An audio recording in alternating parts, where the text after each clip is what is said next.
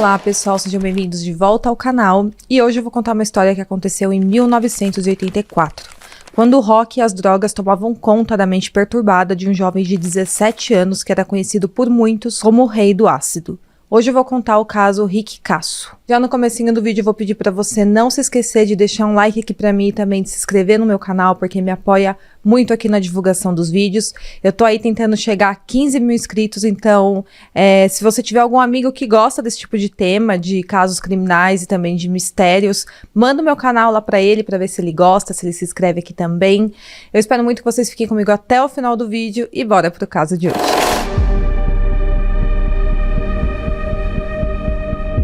Richard Alan Casso Jr., conhecido como Rick Casso, nasceu em 29 de março de 1967, na cidade de Huntington, que fica localizada na fronteira entre os estados de West Virginia e Ohio. Ele era filho primogênito de Lynn e do Richard Allen Casso. O Rick era o irmão mais velho e tinha 3 irmãs mais novas. Em determinado momento, a família decidiu se mudar para Northport, em Long Island, litoral leste do estado de Nova York. O pai do Rick era professor de história e também treinador de futebol americano na escola Cold Spring Harbor High School. Na adolescência, o Rick também chegou a se interessar e praticar esportes por um breve período, mas na mesma época, ele começou a se interessar muito também por bandas de rock, e então ele começou a consumir muita droga. E foi quando ele acabou desistindo do esporte. Chegou um tempo que o Rick usava tanta droga que ele foi apelidado pelos seus amigos como o Rei do Ácido. Além de consumir, ele também tinha facilidade em conseguir essas drogas e ele usava maconha, LSD, uma droga chamada mescalina, e essas drogas podem ser inaladas, consumidas via oral ou até mesmo injetadas, e o Rick era adepto a todas as formas de consumo. Em uma conversa com a sua mãe, ele disse que a morte seria o ponto mais alto de estar drogado e que seria o máximo. Já para o seu pai, ele dizia explicitamente que amava usar drogas. Por causa desse estilo de vida bem doido do Rick, seus pais o expulsaram de casa várias vezes. Em determinado momento, ele abandonou os estudos e passou a ficar pelas ruas ouvindo músicas de rock, praticando pequenos delitos e usando muita droga. E ele dormia em florestas, carros e também na casa de amigos.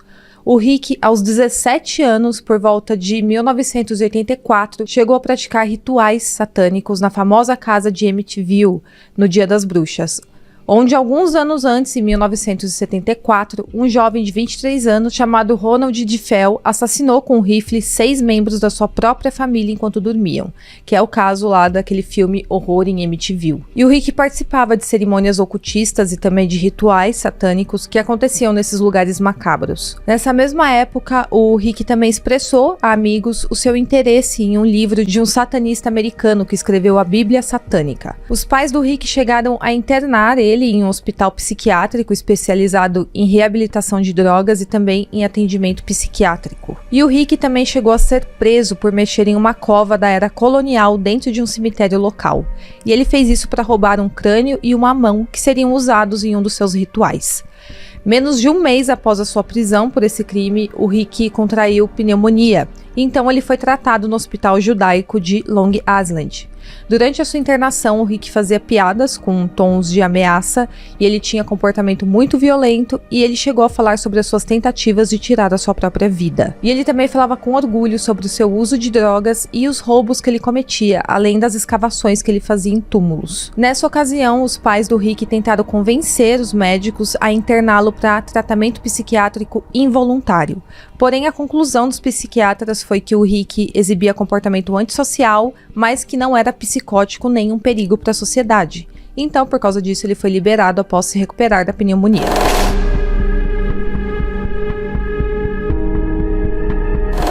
No dia 4 de julho de 1984, a polícia de Northport foi notificada através de uma ligação anônima informando que havia um corpo semi-enterrado em uma floresta de Northport, conhecida como Astaquea. Apesar de ser uma denúncia anônima, a polícia precisava ir até o local averiguar se aquela ligação era verdadeira ou falsa. Então, eles foram até o local verificar se havia um corpo nesse parque. Foi encontrado naquele dia, horas mais tarde, o corpo de um jovem de 17 anos chamado Gary Lauwers, em avançado estado de decomposição, e ele estava coberto por insetos, larvas e também gravetos. O corpo foi achado por um cão policial que estava farejando ali a região, e nessa altura o sangue já havia secado e tinha formado uma poça negra no local por causa do sangue. Com a autópsia da polícia foi confirmado que o corpo estava ali há pelo menos 2 semanas e que o Gary tinha sido apunhalado pelo menos 32 vezes até a morte. Com a quantidade de facadas que ele levou, seu rosto estava completamente desfigurado e acredita-se que a quantidade de facadas pode ter sido até maior do que as 32 vezes que foram identificadas, mas era difícil saber com precisão o número exato de cortes, exatamente pela quantidade de perfurações que ele tinha pelo corpo. Apenas em seu rosto foram confirmados pelo menos 22 apunhaladas, e inclusive os olhos tinham sido furados. O jovem vestia calça de corrida, cueca branca, um tênis da Nike e um colete jeans. Quando a polícia identificou o corpo, eles sabiam que o Gary Lauwers era próximo do Rick Casso e de um rapaz chamado Jimmy Troiano, e assim como ele também eram usuários de drogas. Inclusive, esse trio já tinha sido abordado pela polícia várias vezes por conta do uso de drogas e vandalismo. Então, os policiais decidiram interrogar e colocar sob custódia o Rick Casso e o Jimmy. No dia seguinte que a polícia descobriu o corpo, os dois foram encontrados pela polícia dormindo em um carro e foram presos logo em seguida. A polícia descobriu que os dois amigos vinham se gabando do assassinato do Gary para diversos conhecidos, e inclusive contavam bastante detalhes sobre o crime. Eles também ficaram sabendo que o Rick Casso tinha levado alguns adolescentes até o local onde o corpo estava para mostrar que realmente ele tinha matado Gary. Ele dizia que um espírito mau tinha se manifestado na forma de um corvo negro depois dele cometer o crime, e que esse corvo tinha feito um barulho que seria a aprovação das trevas ao assassinato. Então ele ficava falando aí essa história para os adolescentes que ficavam usando drogas com ele. Algumas pessoas disseram que o cadáver se decompondo ali era como um troféu para os assassinos. As pessoas que foram ver o corpo não contavam sobre o crime para ninguém, porém uma menina ouviu outros jovens comentando sobre a situação e decidiu fazer essa denúncia anônima, que levou à descoberta do corpo. O Rick e o Jimmy viviam circulando pelas ruas da cidade e ficavam mudando de lugar o tempo todo, passando algumas horas do dia ou então algumas noites em casas de amigos, em barcos, em quintais da vizinhança, em casas vazias, nas ruas ou então em meio à mata. Porém, a polícia conseguiu localizar os dois no dia seguinte à descoberta do corpo e levou eles presos. Na delegacia, o Rick contou sobre o crime e ele falou que o Gary Lauwers tinha roubado dele cerca de 10 sacos de drogas em uma festa. Isso quando o Rick estava desmaiado por causa das drogas que ele havia consumido. As sacolas estavam na jaqueta do Rick Casso e quando ele acordou ali do desmaio dele, ele se deu conta de que os 10 sacos tinham sumido. Quando perguntado para os outros amigos sobre o que havia acontecido, os amigos contaram para o Rick que o Gary tinha roubado as drogas. O Gary, quando foi confrontado pelo Rick, devolveu imediatamente 5 daqueles 10 sacos de drogas que ele tinha roubado, que era a droga PCP, e ele prometeu reembolsar o Rick com $50 pelos 5 sacos de PCP que ele havia consumido. Mas o Rick se sentiu traído pelo amigo, mesmo ele pedindo desculpas e devolvendo ali parte das drogas, e ele não aceitou bem aquela situação. E a amizade dos dois já vinha sendo marcada por brigas, e inclusive o Rick já tinha batido no Jimmy 4 vezes em ocasiões anteriores. Então, na noite do crime, o Rick contou para a polícia que ele convidou o Gary, o Jimmy Troiano e mais um amigo chamado Albert Quinones para irem até o bosque Astaquea, para poderem usar drogas ali juntos e ouvir músicas de rock. A droga que eles mais usaram naquela noite foi LSD. Ali eles fizeram uma fogueira até que em um dado momento o Rick começou a brigar com o Gary e logo partiu para a violência. Isso porque o Rick já estava com raiva do Gary por situações anteriores e pelo Gary ter roubado as drogas dele. O Rick então mordeu o pescoço do Gary e começou a esfaqueá-lo no peito enquanto o Jimmy segurava o Gary. Tudo isso foi relatado para a polícia.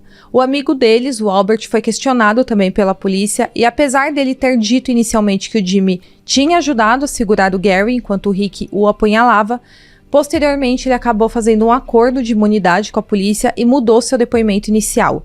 Dessa vez ele alegou que o Rick tinha matado o Gary sem a ajuda de ninguém. No depoimento também foi dito que, durante o assassinato, o Rick mandou o Gary dizer que ele amava Satanás. Mas o Gary se recusou e disse apenas "eu amo a minha mãe". Então essas foram as suas últimas palavras. Depois de matar o amigo, o Rick e o Jimmy pegaram o corpo e levaram para o meio da mata, onde eles o enterraram em uma pequena vala e depois cobriram com folhas e pequenos galhos. No dia da prisão, o Rick Casso estava carregando um livro sobre rituais satânicos que ele teria pegado em uma biblioteca pública, que ele gostava de visitar às vezes para ler e estudar sobre bruxaria, satanismo e demonologia. Alguns amigos do Rick deram algumas entrevistas à revista Rolling Stone e contaram alguns detalhes sobre a vida do Rick antes dele cometer esse crime. Muitos deles disseram que sentiam pena da situação que o Rick Casso se encontrava, e alguns disseram que, apesar de tudo que ele tinha feito, ele era sim uma boa pessoa. Já outras pessoas disseram que ele era um cara estranho e bastante violento. Alguns conhecidos do Rick também disseram que ele gostava de falar que era o diabo e também fingia estar louco depois de usar drogas. Outro amigo disse que, apesar dele ter sido internado contra sua vontade, ele mentiu para os médicos nessa ocasião, dizendo que estava bem, e por isso ele acabou recebendo alta. Alguns outros conhecidos dele, nessa mesma entrevista, contaram relatos de que viam o Rick se drogar diversas vezes em questão de poucas horas. E como eu falei, ele tinha recebido o apelido de o Rei do Ácido por causa disso. E mesmo ele usando bastante drogas, as pessoas falavam que ele conseguia ser uma pessoa divertida de ter por perto. Uma outra jovem dizia ser bem próxima do Rick e contou que ele não odiava sua família, ele apenas os culpavam sobre bastante coisas que aconteceram com ele. Ela conta que o Rick ficava na rua, dormindo aí em casa de conhecidos ou então em florestas, porque quando ele estava na casa dos pais dele, ele acabava discutindo com seu pai por ele ter desistido de jogar no time da escola, onde o pai dele era treinador, e porque o pai dele não aceitava aquele estilo de vida do Rick. Obviamente, o pai dele não gostava que ele usava droga. E após o Rick roubar aquele túmulo, foi que o seu pai nunca mais o autorizou a entrar dentro de casa ou falar com o restante da família novamente. E foi exatamente o que o Rick fez. A partir disso, ele passou a viver nas ruas. Segundo essa amiga dele, o Rick precisava de ajuda. Há relatos de outros jovens que dizem que o Rick Casso não praticava mais os esportes porque ele dizia que era agredido pelo seu pai quando faltava nos treinos. E eles contaram que o Rick chegava a mostrar os machucados para os amigos depois das agressões. Porém, não se sabe se essas alegações do Rick contra o seu pai eram verdadeiras. Após a prisão do Rick, saíram várias matérias falando sobre a influência das bandas de rock na vida dos assassinos que usavam droga e acabaram cometendo um crime. Em uma entrevista, o pai do Rick Casso falou que o filho apenas voltava para casa para pedir ajuda em 3 situações: quando ele estava sem dinheiro, quando ele estava com problemas com a polícia ou quando ele estava muito doente. Ele também falou da importância de dar amor, comida e segurança aos filhos, mesmo aos desobedientes e desvirtuados, que era o caso do Rick Casso. Porém, muitos viram essa entrevista como hipocrisia, porque acreditavam que o Rick era agredido pelo seu pai. E porque todo mundo ficou sabendo que o pai do Rick Casso tinha expulsado o filho de casa. Após a prisão, a mãe do Rick chegou a avisar a polícia sobre o histórico depressivo do filho e ela disse aos policiais que temia que o Rick tirasse a própria vida dentro da cadeia enquanto esperava o dia do julgamento. O Jimmy também foi preso na ocasião e foi colocado em uma cela especial onde passou a ser observado pela polícia, enquanto o Rick Casso ficou em uma cela comum sem receber o mesmo tipo de tratamento. Os vizinhos da cela do Rick Casso falavam para ele inúmeras vezes tirar a própria vida se enforcando na cela. E 2 dias antes do Rick Casso ir a julgamento pelo seu crime, no dia 7 de julho de 1984, ele foi encontrado morto em sua cela. Ele se enforcou usando os panos da sua cama. Os policiais que tomavam conta do Rick diziam que ele era um rapaz calmo e não parecia que ele tinha tendências de fazer isso com a sua própria vida. Já o Jimmy Troiano, apesar de ter assinado 2 confissões do crime, decidiu se declarar inocente no julgamento, onde ele estava sendo acusado de ter sido cúmplice do assassinato. O Albert, que tinha estado presente no dia do crime, também deu seu depoimento no julgamento e falou que o Jimmy não participou do assassinato. E como o juiz levou em conta o fato dos 2 estarem drogados quando tudo aconteceu, não tinha como provar ali a participação deles no crime. O Jimmy, então, foi absolvido da acusação em abril de 1985. Muitos acreditam que o Rick Casso fazia mesmo parte de um culto satânico chamado Cavaleiros do Círculo Negro e ele realmente gostava de se gabar por ser o maior influenciador desse grupo. Também diziam que o assassinato do Gary tinha sido feito como parte de um ritual de sacrifício e que membros do culto tinham assistido ao crime. Porém, mais tarde foi revelado que o grupo chamado Cavaleiros do Círculo Negro existia de fato, mas era composto apenas por traficantes de drogas. E o Rick Casso nem fazia parte desse grupo e muito menos tinha qualquer influência sobre eles. O assassinato se tornou notícia na cidade de Nova York e também em todo o país devido ao suposto aspecto ritualístico do assassinato. Então foi muito noticiado que aquilo tinha sido um sacrifício de um ritual satânico. E obviamente atraiu muita atenção da mídia. Fora que tudo isso aconteceu durante um período conhecido como Pânico Satânico, que foi quando surgiu muita preocupação pública sobre a influência que as músicas de rock com conteúdo satânico e também os jogos de RPG tinham na vida dos jovens. A principal preocupação era se aquele conteúdo estava levando os jovens a usarem drogas e a cometerem crimes. E isso tudo ganhou ainda mais força após esse caso do Rick Casso, principalmente porque o Rick estava usando uma camiseta do AC/DC no momento da sua prisão e ele era fã das bandas Black Sabbath e Ozzy Osbourne. Então isso veio muito a público quando o assassinato aconteceu e quando ele foi preso. E muitas pessoas acabaram culpando as músicas das bandas de rock e também as próprias bandas por influenciar os jovens a cometerem crimes e usarem drogas. Bom, pessoal, então esse é o caso de hoje. Espero muito que vocês tenham gostado do vídeo. Deixa um comentário aqui pra mim falando o que você achou, se você acha que realmente as músicas de rock podem influenciar de alguma forma a vida dos jovens negativamente. Espero muito que vocês tenham gostado e até o próximo vídeo.